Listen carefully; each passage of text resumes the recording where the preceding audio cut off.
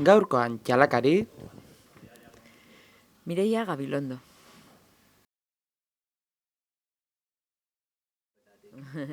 Oso onak egia esan da.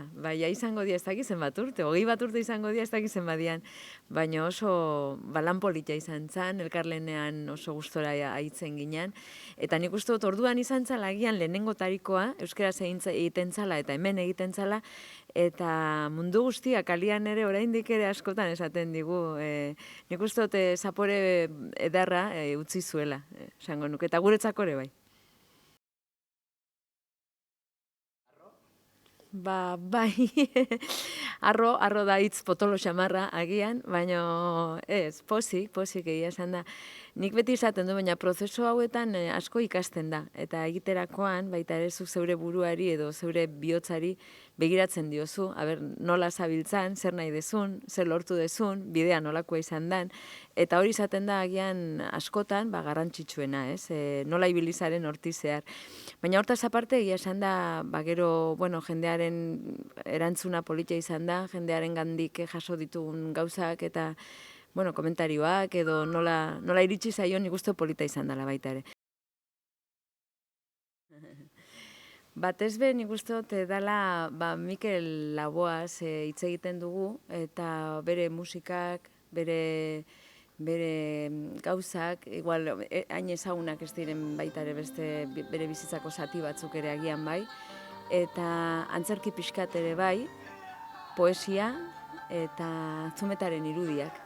Hori hola motxean esan da, nik uste dut hori dela.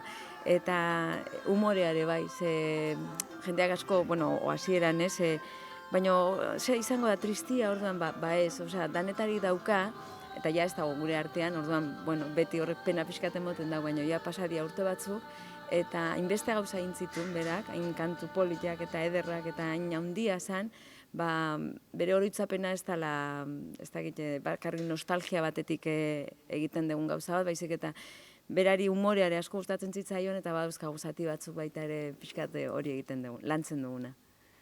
Berdin, bai zineman, o antzerkian edo telebistan, azkenean guk erabiltzen dugun hizkuntza, interpretazioa da, edo ikuskizuna izan, edo esaten den bezala.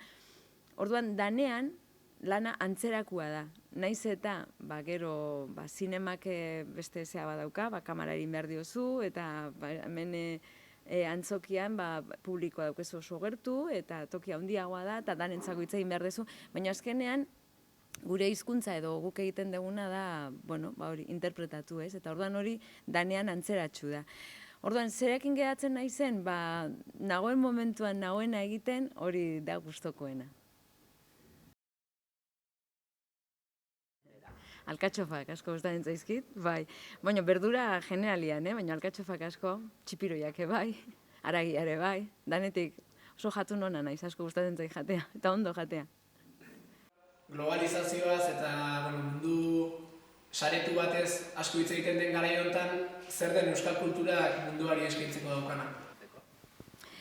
Geu garena, geure hizkuntza, geure bizitza, nola mugitzen garen, zer sentitzen dugun, zer pentsatzen dugun, eta lotxari gabe, garena bizi duguna eta garen bezalakoak hortxe saiatu egiten.